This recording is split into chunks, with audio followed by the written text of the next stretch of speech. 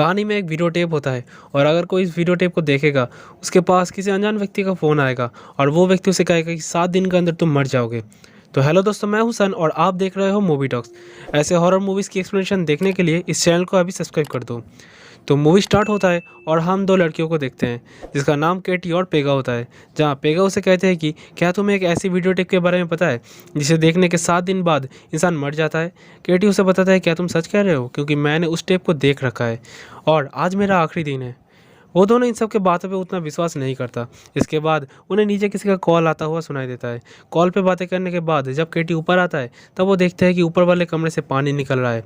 जब वो door open करता है तब वो देखता है कि टीवी अपने आप चालू हो गया है और उस टीवी को देखते ही वो तुरंत मर जाती है और पेगी इस हादसे की वजह से पागल भी हो जाता है। इसके बाद हम स्कूल में एक बच्चे को देखते हैं। इसका नाम एडन होता है और उसका टीचर उसके मॉम रिचल को बुलाता है और उसे कहता है कि एडन ने ये क्या स्केच किया है, आपको देखना चाहिए। उसके स्केच में उसके कज़न केटी है, पर रिचल टीचर से कहता है कि 3 दिन पहले ही उसके कज़न केटी मर गई है और एडन केटी से बहुत प्यार किया करता था। कुछ ही दिनों में एडन भी ठीक हो जाएगा। लेकिन टीचर रिचल से कहता है कि मानता हूँ केटी 3 दिन पहले मर गई है, लेकिन एडन तो ये ड्राइंग पिछले 7 दिनों से बना रही है। ये सुनने के बाद जब रिचल एडन से इस बारे में पूछता है तब वो बताते हैं कि केटी ने खुद बताया था कि 7 दिनों में वो मर जाएगा। इसके अगले दिन रिचल और एडन केटी की फनरेल पे जाता है। वहीं पे केटी के कुछ दोस्तों से रिचल को पता चलता है कि 7 दिन पहले वो अपनी बीएफ जॉस और 2 दोस्तों के साथ एक होटल में रहने के लिए गए थे, लेकिन जॉस उसी रात आत्महत्या कर ली थी जिस दिन केटी मारा गई थी। ये सुनने के बाद रिचल को पता चलता है कि केटी ने उस दिन कुछ फोटो क्लिक किया था, इसीलिए वो स्टूडियो जाके उस फोटोज को ले आता है। जहाँ पे वो देखता है कि एक फोटो में उन चारों फ्रेंड्स की फेस अजीब था। असल में चारों ने टेप देख रखा था और इसीलिए उनमें से कोई भी अब जिंदा नहीं था। इसके अगले दिन वो बॉस से छुट्टी लेके उसी होटल में जाता है जहाँ पे केटी रहने के लिए गया था। वहीं पे उसे टेप भी मिलता है और वो उस टेप को देखने लगता है। टेप में एक लड़की होता है जो कि मिरर में थी और कुछ अजीबोगरीब फोटोज भी उसमें था। और जैसे ही वीडियो ख़त्म होता है तभी घर के लैंड फ़ोन बजने लगता है और फ़ोन के उस तरफ से एक आवाज़ सुनाई देता है और वो आवाज़ कहता है कि 7 दिन। ये सुनने के बाद रिचल घबरा जाता है और घर आ जाता है। अगले दिन वो अपने एक्स बॉयफ्रेंड नोआ को घर बुलाता है और इस टेप के बारे में बताता है, लेकिन नोआ को इन सब बातों में विश्वास नहीं होता, इसलिए वो खुद उस टेप को देखता है और उसे भी फ़ोन आता है, लेकिन वो लोग फ़ोन नहीं उठाता और नोआ वहाँ से घर चला जाता है। अगले दिन से रिचल उस वीडियो टेप के बारे में रिसर्च करना चालू कर देता है, जहाँ पे वीडियो में एक लाइट हाउस नज़र आता है। उसे पता करने पे पता चलता है कि वीडियो में जिस लड़की को बार बार दिखाया जा रहा था उसका नाम असल में एना मॉर्गन होता है। रिसर्चर्स के मुताबिक वो एक हॉर्स फार्म चलाती थी। सब कुछ ठीक चल रहा था, लेकिन अचानक उसके फार्म में सभी घोड़े पानी में डूब के मरने लगा था और इतनी भारी नुकसान की वजह से एना आत्महत्या कर ली थी।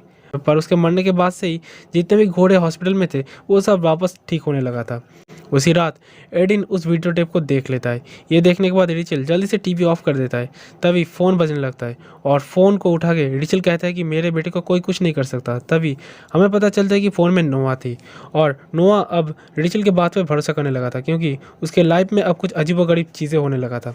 रिचल नोआ को बताता है कि हमारे बेटे ने वो टेप देख लिया है और अब हमें पता चलता है कि एडिन के असली डैड नोआ ही है। नोआ और रिचल उस गांव में जाने का फैसला करता है जहाँ पे एना मॉर्गन की फैमिली रहा करते थे। इधर जाते वक्त जहाज पे अचानक एक घोड़ा रिचल को देख के गुस्सा हो जाता है और शिप से कूद के अपनी जान दे देता है। अब उस गांव में पहुंचने के बाद वो एनी के नेबर से मिलता है जो एक डॉक्टर हुआ करती थी। वो बताता है कि एनी को काफ़ी टाइम से बच्चे नहीं हो रहा था, फिर भी उसने हार नहीं माना था और आखिर में एक दिन उसे एक बेटी हुई थी। उसके नाम पड़ा था समारा। लेकिन समारा के पैदा होने के बाद से ही इस गांव में अजीब व गरीब चीज़ें होने लगा था, क्योंकि वो एक नॉर्मल लड़की नहीं थी। इसके बाद रिचल एनी के पति से मिलता है, लेकिन वो कहती है कि मेरी कोई बेटी नहीं है और ना ही कभी थी। पर उसके घर में रिचल को एक टेप मिलता है। वो उस टेप को देखने लगता है जहाँ पे समारा एक एसएलएम में थी। अब जब समारा के डैड रिचल को ये टेप देखता हुआ देखता है, वो उसे मार के उस टीवी को बाथरूम में ले जाता है। वो रिचल को कहता है कि समारा मुझे नहीं छोड़ेगा, इससे अच्छा यही है कि मैं खुद को ही मार दूँ। इसीलिए वो खुद को शौक दे के मारने लगता है और मर जाता है। तभी यहाँ पे नोआ आ जाता है। अब वो दोनों अस्तबल में जाता है, क्योंकि ये बात एडिन को समारा ने खुद बताया था। वहाँ पे उन्हें एक कुआं मिलता है।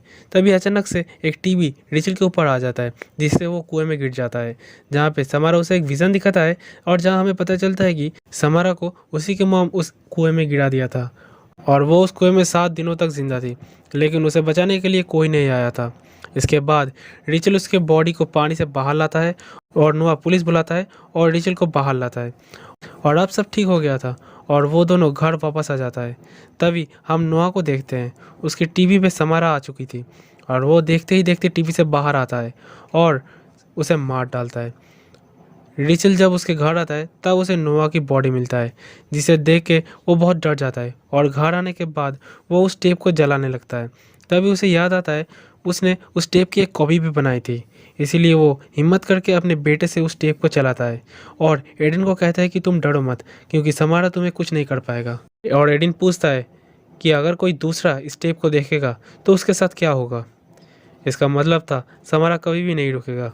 इसी के साथ इस मूवी का दी एंड हो जाता है। इसका अगला पार्ट मैंने पहले ही इस चैनल पे अपलोड कर दिया है और उसका लिंक आपको डिस्क्रिप्शन में मिल जाएगा। आप वहाँ से उस वीडियो को भी एंजॉय कर सकते हो।